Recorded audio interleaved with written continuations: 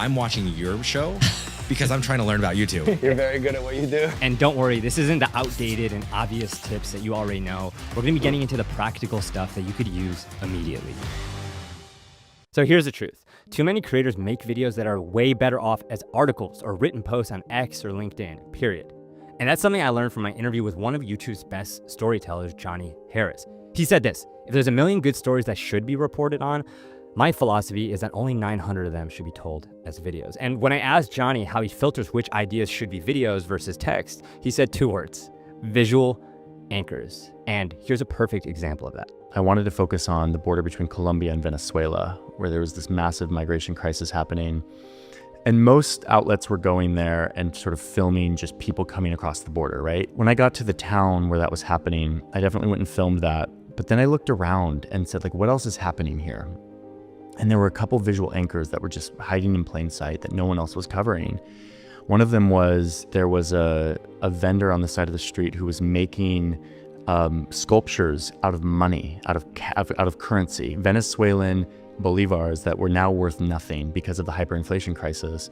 He was taking that and using it as a raw material to make baskets and like swan sculptures and all this stuff that ended up being like this beautiful art, but it was so symbolic. You don't have to know anything about macroeconomics, about the geopolitics of South America to see that something's going on here. This guy's using money to make sculptures.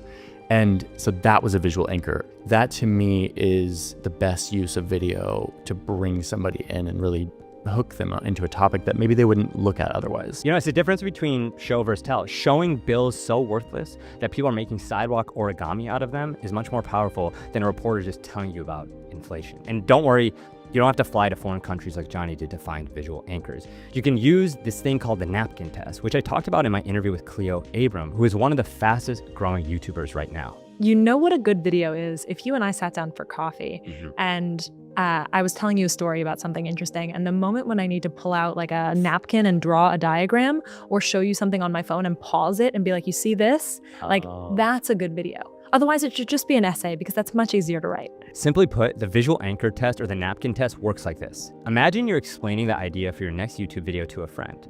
Do you have to, 1, draw anything on a napkin to prove your point? 2, pull out your phone to show them a photo? Or 3, repeat words like this or that to point out anything as you explain? If the answer was yes to any of the above, congrats, you have a visual anchor. If not, your idea is better off as a written post or really not worth your time at all. And to go even deeper, you may be wondering, all right, what's the best way to find anchor visuals for your videos? Like, imagine there was a place where you could sort through a bunch of anchor visuals for your niche every single week. Well, that place exists and it's called Reddit. You just have to know how to use it in the right way. So here's the tactic.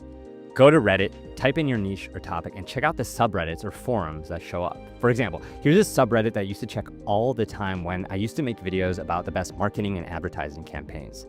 And the first time you go to your subreddit, this is key. Make sure you filter by top and all time. So you see the best posts, the best visuals, which got upvoted in this case by over 450,000 members of this subreddit.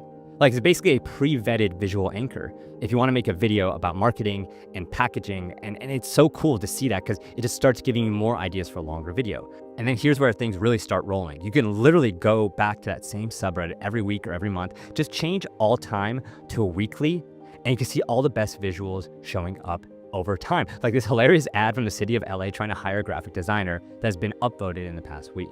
And then think about it like this. If you find a lot of visual anchors using this process, then you have enough to start scripting a long-form YouTube video. If you only find a few visual anchors, your idea is probably better off as a short TikTok or reel. And again, if you find none, then probably your idea is better off as a text post. And we'll talk about the best way to script and weave all these visuals together coming up.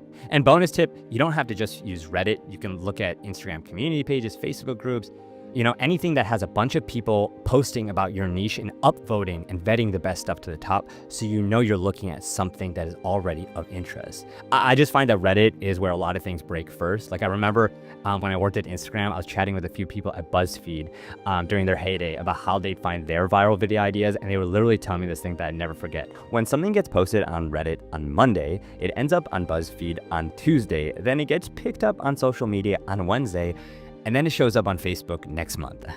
Their words, not mine, but it's true. So research visual anchors on Reddit.